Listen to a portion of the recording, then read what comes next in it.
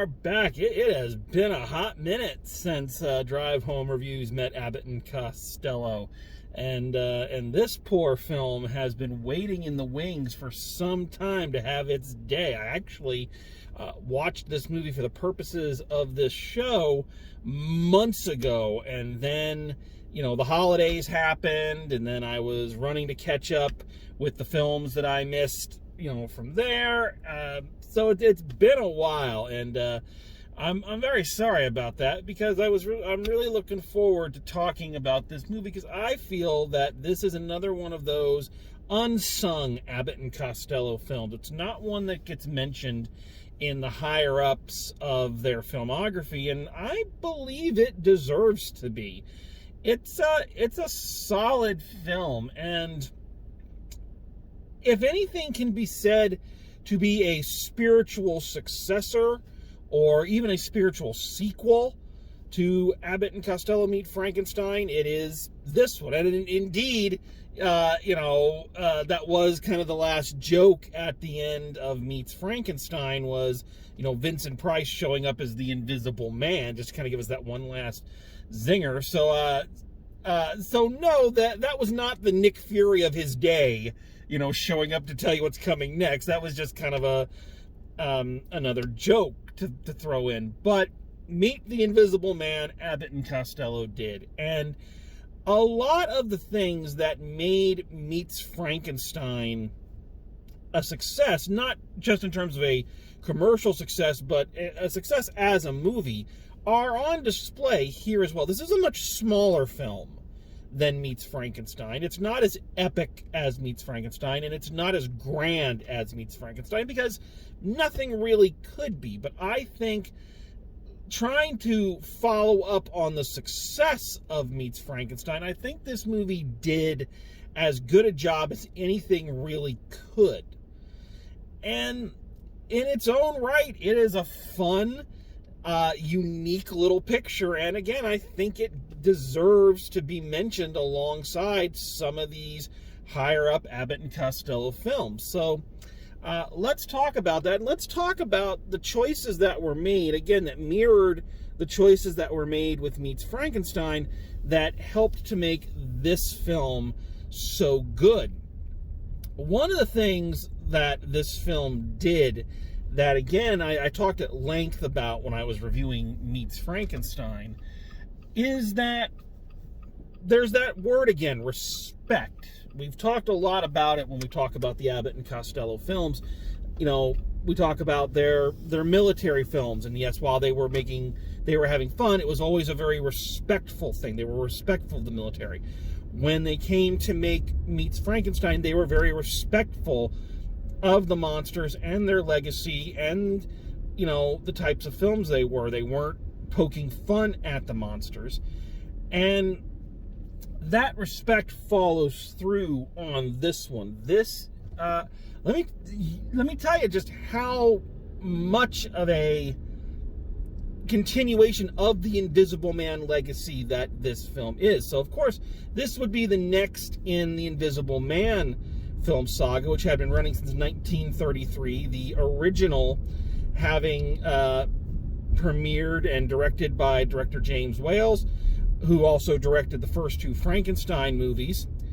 Of course, and much like the Frankenstein and Dracula and Wolfman pictures, it had started out very atmospheric, very scary, very unique. It was James Wales. I don't think it had any choice but to be those things. And as its series had kind of gone on, as most horror movie series do, it eventually kind of descended into a little bit of self-parody. The films were not as high of quality, the scripts were not as strong, and it began to get a little bit more tongue-in-cheek. So, things like The Invisible Agent or The Invisible Woman, which really had as much fun as you could have back in those days with the concept that the invisible person has to be naked.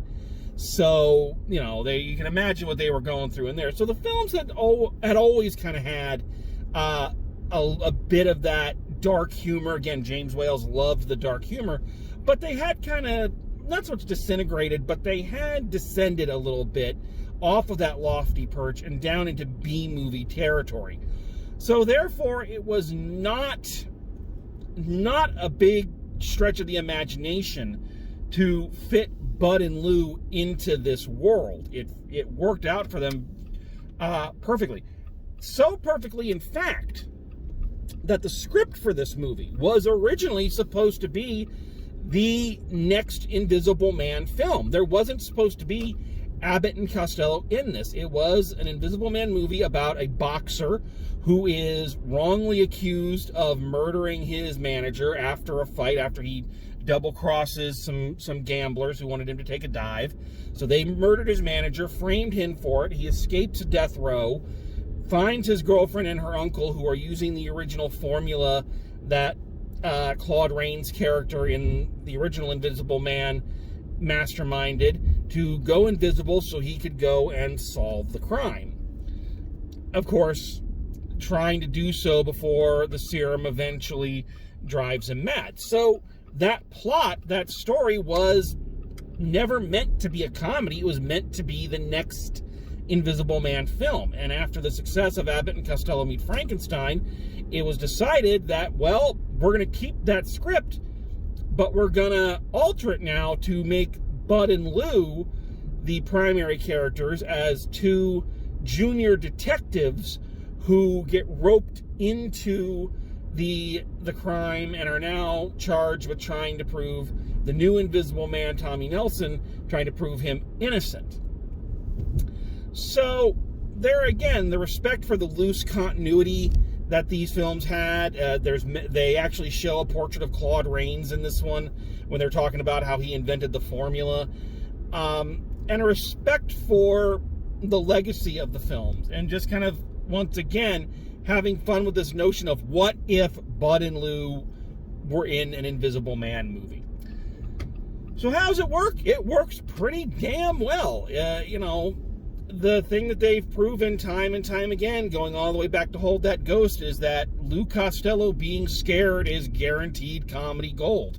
And giving him something new to be scared of and new to react to is always the key. And last time he had vampires, werewolves, and Frankensteins to run away from. Now he sees a man disappear in front of his eyes.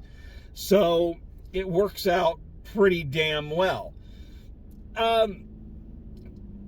This is another one where there are no, and again, as we move further and further into their careers, we'll find that there are fewer films that rely on their time-tested vaudeville routines. So there's no recognizable Abbott and Costello shtick in this one. It's all them reacting to the plot and to the other characters, and of course to the Invisible Man. Another fun thing about this one is that as they kind of are coming up with their plot on how they're going to prove Tommy innocent, it basically comes down to kind of the centerpiece of the movie is Lou is masquerading now as a boxer, of course, with Tommy Nelson, the Invisible Man, in the ring with him doing the actual fighting.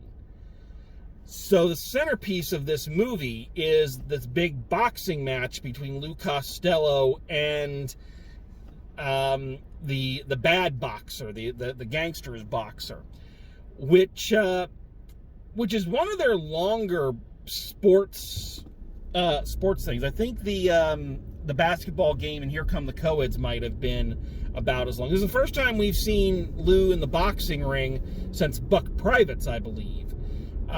And it's always great to see him in something like that because, despite his short, roly-poly, and, tripping over his own 2 feet character, as we've discussed, Lou Costello was an accomplished athlete.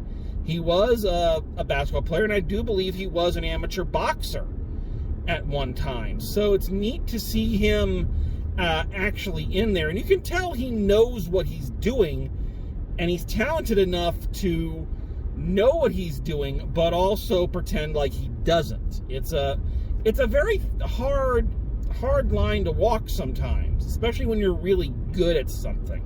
It's kind of like Orson Welles telling the opera singer he had dub the character of Susan Alexander in Citizen Kane, had her sing 2 octaves above her normal range in order to make her sound bad. You know, it takes someone who really knows what they're doing to make it look like they don't know what they're doing. And it's nice to see one of these things where there's not a lot of stunt double work, where you can tell it's all Lou for the majority of it. I don't think I can't look at a shot and say that there is a stunt double in there as far as I can tell. So that's the big comedy centerpiece. There's also a fun bit where after Lou sees the Invisible Man, disappear and take off his clothes, they send him to a police psychiatrist, and of course the back and forth of the psychiatrist who studies the human mind, trying to analyze Lou Costello, whose mind doesn't work on a profound level, is really funny. It's one of their it's a really great bit that they do. Some longtime Abbott and Costello collaborators return for this one. We see some familiar faces pop back up. So, for instance, the outstanding character actor and performer and producer Sheldon Leonard returns, who last time we saw him, he was playing a heavy in Hit the Ice, and here he is once more playing the heavy, playing, the gangster who had, in fact, murdered Tommy Nelson's manager.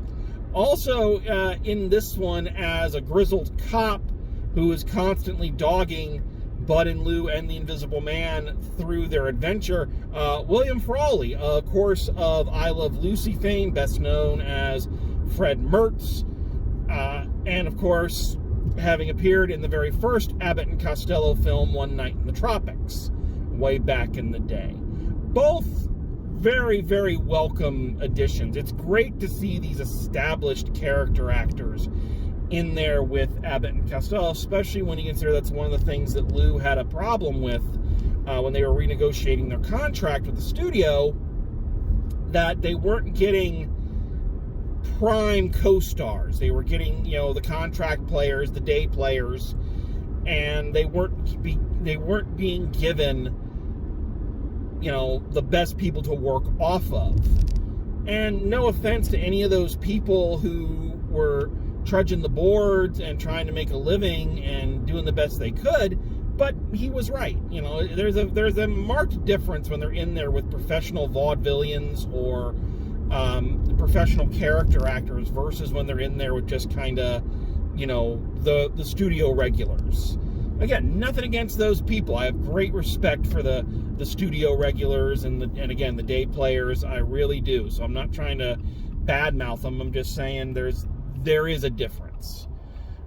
Speaking of day players, we got to talk about the Invisible Man himself, because I feel there's playing the Invisible Man right there in the title is a role that is not designed to bring you a lot of notoriety, and there's a heavy legacy with the Invisible Man in Hollywood. Of course, the very first Invisible Man was Hollywood legend Claude Rains, who had that magnificent voice and had so much charisma that even if it was just his voice reacting to everything, it was still a masterful performance. And of course, the voice at the end of Abbott and Costello Meet Frankenstein was that of Vincent Price, another Hollywood and horror movie legend. However, Vincent Price is not the Invisible Man in this picture. No, that honor falls to a gentleman by the name of Arthur Franz, who I didn't recognize his name, but when I went to kind of look him up, the guy has a resume twice as long as your arm. His IMDb page is loaded. So he made quite a living and had quite a substantial career as a journeyman. A lot of one-off episodes, a lot of small pictures. He had a couple of bigger jobs. He appeared in the Humphrey Bogart film The Caine Mutiny, and he had multiple appearances on the very popular crime show Perry Mason.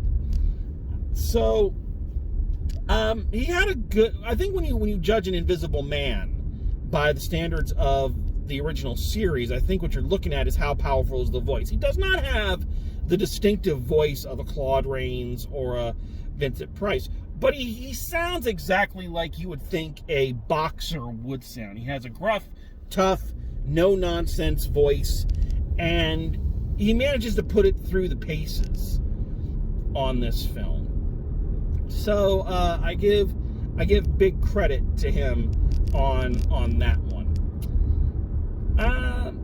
So yeah, I'm honestly stretching to see what else I can get into on this one. It's just a really well done bit. They have a lot of fun with the invisible premise. You know, there's a bit where they're in a bar and Tommy is getting drunk, and Bud and Lou are both trying to cover up for him, so they keep pretending to be drunk, and then Tommy ends up getting knocked out, and the two boys have to mime picking him up and carrying him out the door. It's another instance, and I've been an Abbott and Costello fan since I was a kid, but I'm so glad I've gone back and rewatched all these movies for the show, because they give me a much, much, much greater appreciation for Bud Abbott as a comic performer than I think I ever had. I already knew he was the greatest straight man of all time, bar none, no discussion. But he never got the credit for how good of a comedian he was and his own comic timing. And here we see another great example when he's miming having to pick Tommy up and carry him out the door. It's really well done on both of their parts. But, you know, I really feel Bud is quite literally doing the heavy lifting in that situation. So yeah, again, it's not as big, not as grand, not as game-changing as Meets Frankenstein, because nothing could be. But I think it is the best possible follow-up using the same formula that has worked already and making it still fresh, still fun, and new. I really enjoy this one. It's among my most recent rewatches, or most frequent rewatches, I should say. So yeah. However, I do have to say, as we wrap this up and we start looking towards our next film, I have to say that this film does kind of mark the end of an era, I believe, as far as I'm concerned. And, you know, I've been revisiting these films, some of which I have not watched a whole lot. That was a weird British thing, a whole lot. So, my opinion, the statement may change as I go back and rewatch some of these with a fresh eye. But I do believe that, as I've mentioned, we are now in the latter stages of Bud and Lou's career. We're in the Abbott and Costello Meets portion of their career, where they're banking on their celebrity, they're banking on their name. So, with that in mind, I kind of feel like with Abbott and Costello Meets the Invisible Man, we've kind of reached the last truly great Abbott and Costello film. Their careers have been going for decades at this point. They've been making movies almost non-stop since the 40s. You know, they've got a huge filmography under their belt, and there's still a ton of movies left to go. Unfortunately, my impression of the films that we have left, going from the viewings of them I have had, is that we're kind of on the downward slant here. Now, I could be proven wrong, and with fresh eyes and a fresh perspective, I may see some of these films in another light, but it's not there are some bad ones that we're going to be seeing, I'm sorry. And I think the others are just kind of there. They're just kind of average. And for that reason, again, I could be proven wrong. We could go back and rewatch these and see something that I haven't considered. But the simple fact of the matter is, I do believe that Abbott and Costello Meet the Invisible Man is kind of the last truly great Abbott and Costello movie. And we're kind of heading towards the last leg of their careers. But there are still good times to be had. When you have a Bud and Lou film, there's always fun to be had. And I am actually looking forward to revisiting this latter stage of their career and seeing these movies with a fresh pair of eyes and appraising them not just for their place in the filmography, but also their place in Abbott and Costello history. So, there you have it. So that's Abbott and Costello Meet the Invisible Man. And the next time we meet Bud and Lou, they're going to be coming around the mountain. So thank you very much for joining me. Great to be back. Great to be revisiting the boys. And as always, drive safe, and I will see you at the movies.